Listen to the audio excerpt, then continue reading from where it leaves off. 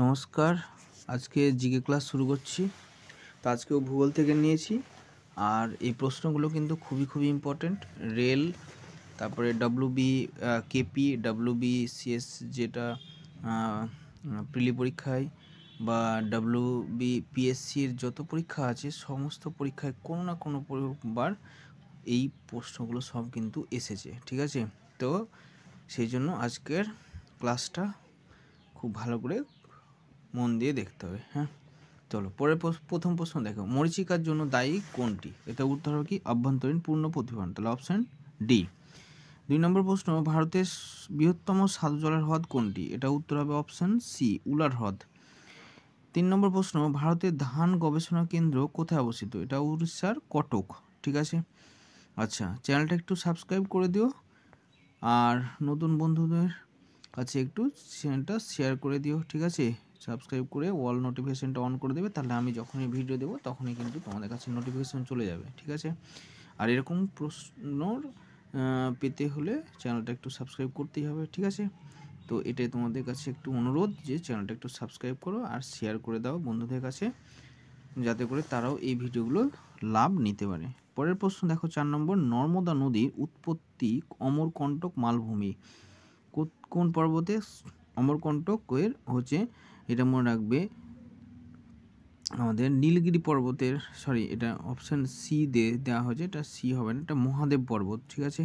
মহাদেব পর্বতের এটা অন্তর্গত অমরকণ্টক, ঠিক আছে। এটা কোন রাজ্যে অবস্থিত? কেউ বলে জানা থাকে একটু আমাকে কমেন্ট করে দিও তো। আচ্ছা, পরের প্রশ্ন হচ্ছে 5 নম্বর দেখো, ভারতের জলবায়ু কি প্রকৃতির? এটা উত্তর হবে কি ক্রান্তীয় মৌসুমি, অপশান এ, ঠিক আছে। এটা ভুল দেওয়া হয়েছে, অপশান ই হবে। হ্যাঁ, আচ্ছা, পরের প্রশ্ন দেখো, আপেল রাজ্য কাকে বলে? তার মানে ভারতের আপেল রাজ্য কথা বলেছে, এটা উত্তর হবে কি হিমাচল প্রদেশ, অপশান বি। এখানে অপশান ই হবে না, এটা অপশান বি হবে, একটু ভুল হয়ে গেছে, ঠিক আছে। আচ্ছা, পরের প্রশ্ন দেখো 7 নম্বর প্রশ্ন, কোসি পরিকল্পনাটি কোন রাজ্যে অবস্থিত? এটা উত্তর হবে বিহার, অপশান এ। ভারতের উচ্চতম বাঁধটি হলো কোনটি? উচ্চতম বাঁধ তেহেরি বাঁধ, ঠিক আছে। তেহেরি কোন নদীতে অবস্থিত? ভাগীরথী নদীতে অবস্থিত তেহেরি ড্যাম, ঠিক আছে। আচ্ছা, কোন রাজ্যে অবস্থিত তোমরা একটু কমেন্ট করে জানাও দেখি।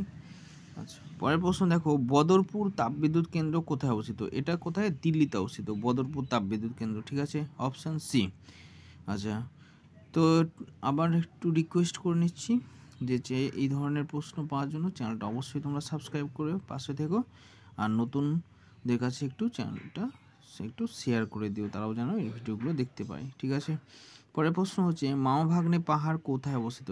মামাভাগ্নে পাহাড় কোন বীরভূমে অবস্থিত, ঠিক আছে, অপশান সি।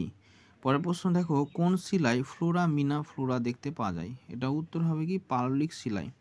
12 নম্বর প্রশ্ন, নেপাল ও পশ্চিমবঙ্গের সীমান্তে কোন পর্বত অবস্থিত? এটা উত্তর হবে সিঙ্গলিলা পর্বত, তাহলে অপশান বি।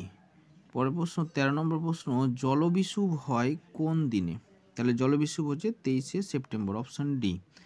আচ্ছা, মহাবিষুব কবে সেটা একটু বলে দিও সবাই। 21শে মার্চ হয়, এটা না, বলেই দিলাম। আচ্ছা, পরের প্রশ্ন 14 নম্বর, বিন্ধ্য পর্বত থেকে নিম্নোক্ত কোন নদীর উৎপত্তি লাভ করেছে? তাহলে এটা হচ্ছে বিন্ধ্য পর্বত থেকে কোন নদী উৎপত্তি হচ্ছে? মাহি নদী, তাহলে অপশান এ, ঠিক আছে। পরে দেখো 15 নম্বর প্রশ্ন, ওরবা তাপবিদ্যুৎ কেন্দ্র কোথায় অবস্থিত? ওরবা তাপবিদ্যুৎ কেন্দ্র হচ্ছে উত্তরপ্রদেশে অবস্থিত, অপশান বি। তো এই ছিল আজকে 15টায় প্রশ্ন করেছি, তো 15টাই বললাম। তো ঠিক আছে, চ্যানেলটা একটু সাবস্ক্রাইব করে পাশে থেকো, আর নতুনদের কাছে একটু শেয়ার করে দিও, আর কেমন লাগছে একটু কমেন্ট করো, ঠিক আছে। তো আজকের মতো টাটা।